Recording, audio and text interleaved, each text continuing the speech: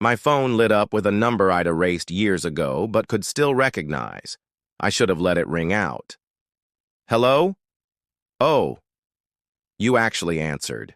Clara, my ex-wife. Same velvet sharp tone that could turn a greeting into a judgment.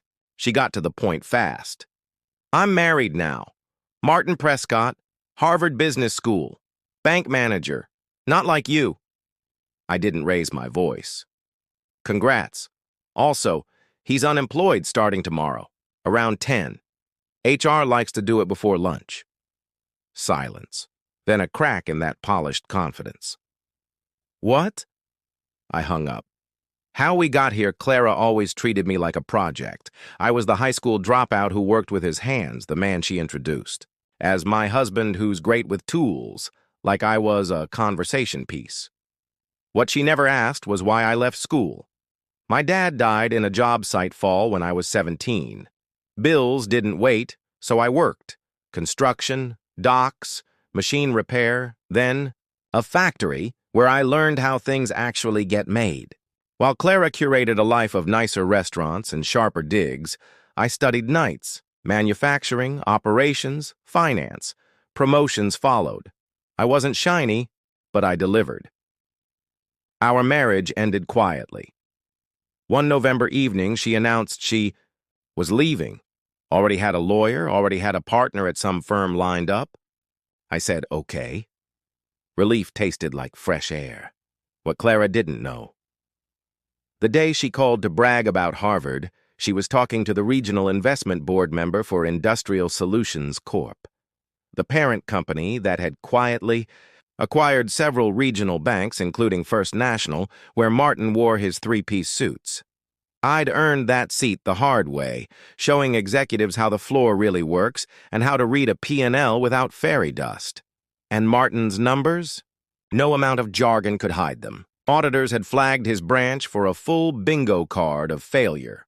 Collapsing loan portfolio, runaway churn, staff morale in free fall, seven-figure write-offs he'd rebranded as strategic headwinds. Same pattern everywhere he'd been. The board vote wasn't personal. It was unanimous. HR had the envelope ready. Hence my calm. 10 a.m. The morning after. By noon, my phone had a scattershot of voicemails. Clara moving from polite to panicked to furious. Hi, it's Clara. Little mix-up at Martin's work. You knew. How did you know? You did this. I didn't. I simply refused. To pretend performance doesn't matter. Jim, our investment chief, called later. Smooth termination, security walked him out at 10:15. He tried the usual threats. Paperwork's clean.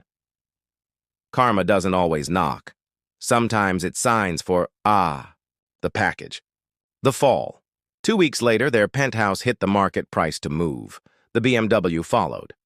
Clara's Instagram, once a highlight reel of deserved luxury, went dark after a quote about new chapters. A cousin in property management texted. They'd applied for a one-bedroom in a building that accepts cash and looks the other way. Martin told the manager it was temporary. Of course he did. Her social circle? Gone. Turns out, brunch friends evaporate when you can't. Split the bottle. The same people who'd chuckled at her he works with his hands lines suddenly remembered they'd always thought you were too good for her. I didn't answer most of those messages. I was busy living. One person I did answer. Sarah, her old best friend. I owe you an apology. I knew how she talked about you. Thanks, I wrote, and I meant it. I never wanted Clara miserable. I wanted her honest. Justice versus revenge. Martin's firing wasn't revenge, it was math. Clara's freefall wasn't sabotage, it was a budget. Build a life on appearances and, when the wind changes, there's nothing underneath. I didn't post about it. Didn't gloat. The win wasn't public humiliation. It was finally seeing myself without her filter. 6 months later, Industrial Solutions promoted me to Regional Operations Director. 15 facilities, thousands of jobs. When a line stalls, I'm the call. When efficiency dips, I go to the floor and fix it with the people who actually run the place. I mentor the younger version of me. kids who think confusion means they're not smart. No, I tell them. Confusion is the start of learning. Keep going.